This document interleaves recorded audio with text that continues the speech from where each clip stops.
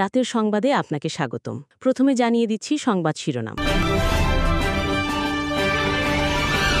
হত্যার পর ৬ লাশ পোড়ানোর মামলায় ট্রাইব্যুনালে জবানবন্দি দিলেন আসামি থেকে রাজসাক্ষী হওয়া সাবেক এসআই আফজালুল হক।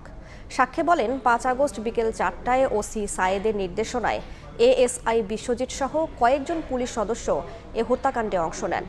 এরপর পেট্রোল ঢেলে পুড়িয়ে দেওয়া হয় মরদেহ। এ সময় শহীদ আহতদের কাছে ক্ষমা চান এসআই আফজালুল হক। আন্দোলনে মানবতা বিরোধী অপরাধে শেখ হাসিনা ও কামালকে মৃত্যুদণ্ড দিয়েছেন আন্তর্জাতিক ট্রাইব্যুনাল।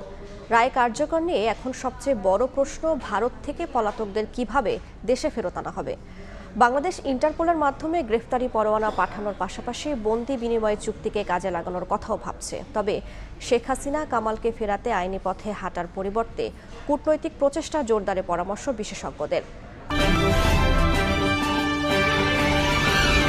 জাতীয় নির্বাচন উৎসবমুখর করতে সেনাবাহিনীর সহযোগিতা চেয়েছেন প্রধান উপদেষ্টা ডক্টর মোহাম্মদ ইউনূস। মানবতা বিরোধী অপরাধে শেখ হাসিনার ফাঁসির রায়ের গুরুত্ব কমিয়ে ভিন্ন খাতে নেয়ার চেষ্টা করছে একটি মহল। এবার শুনবেন বিস্তারিত। বুধবার এ মামলায় গ্রেফতার আসামি পুলিশের সাব ইন্সপেক্টর আফজালুল হক ওই দিনের ঘটনার আদ্যোপান্ত তুলে ধরে জবানবন্দি দেন ট্রাইব্যুনালে। বলেন ৫ আগস্ট বিকেল ৪টায় তৎকালীন ওসি সায়েদের নির্দেশনায় এএসআই বিশ্বজিৎ সহ কয়েকজন পুলিশ সদস্য এই হত্যাকাণ্ডে অংশ নেন। যখন শেখ হাসিনা পালিয়ে যান, এই খবরটা পাওয়ার পরে ওসি সাহেব বাইরে ডিউটিতে ছিলেন, সায়েদ বা জায়েদ ভেতরে আসেন। ভেতরে এসে উনি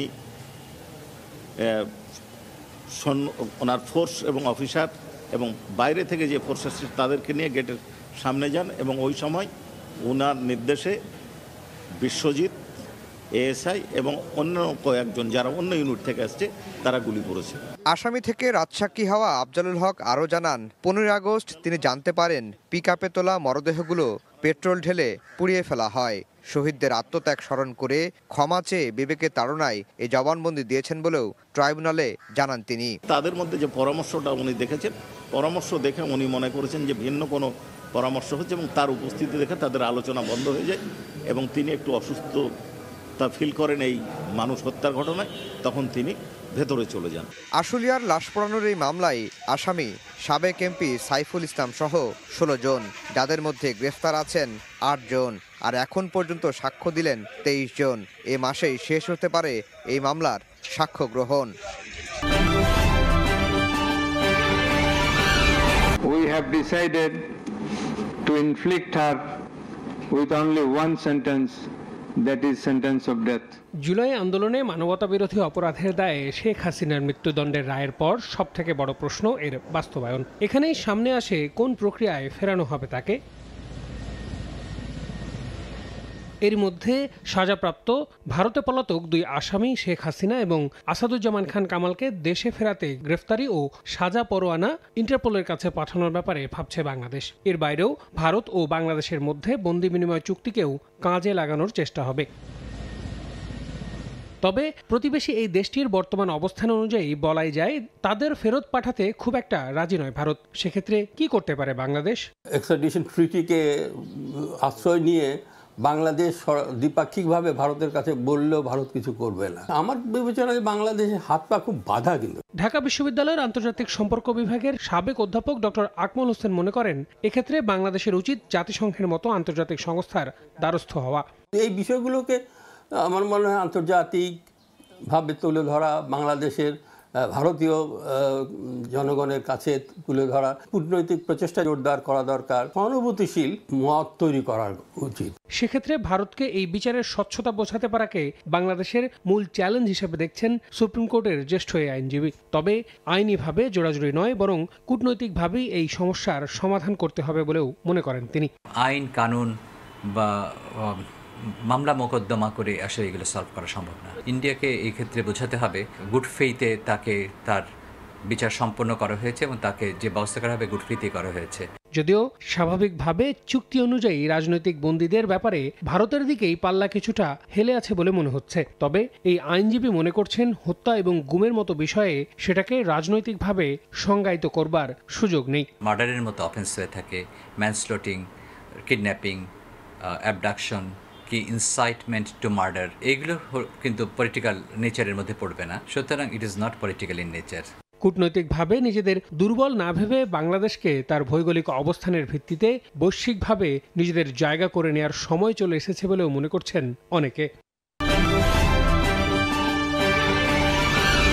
ডিফেন্স সার্ভিস কমান্ড ও স্টাফ কলেজের কোর্স 2025 গ্রাজুয়েশন সনদ বিতরণ অনুষ্ঠান অংশ নেন বাংলাদেশ সহ 23টি দেশের সামরিক বাহিনীর তরুণ অফিসার।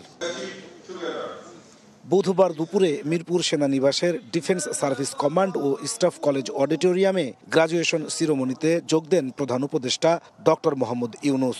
কোর্স সম্পন্ন করা অফিসারদের হাতে তুলে দেন সনদ।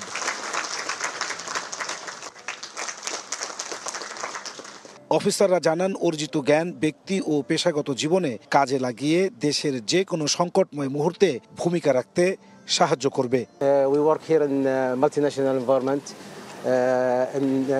This is first time for me. I work with Navy and Army and Air Force together in the Joint Syndicate.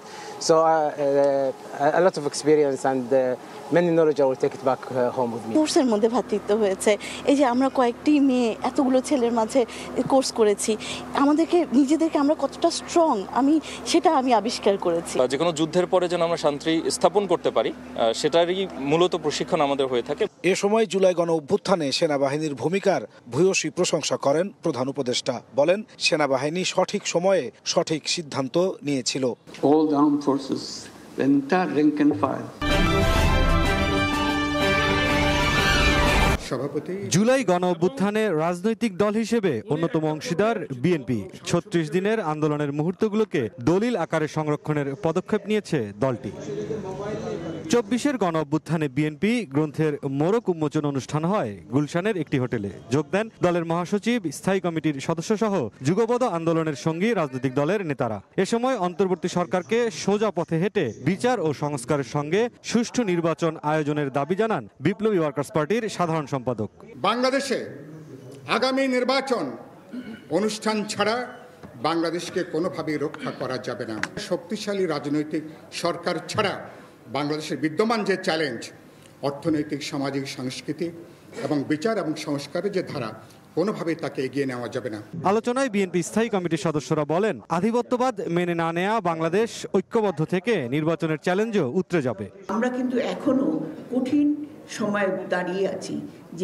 যে দাঁড়ানোটা হলো আমাদের মানুষের সত্যিকারের একটা দেশের সুশাসন প্রতিষ্ঠা করা, যা কিনা আমাদের আগামী নির্বাচনের মধ্য দিয়ে আমরা যেটা সম্ভব করতে পারি।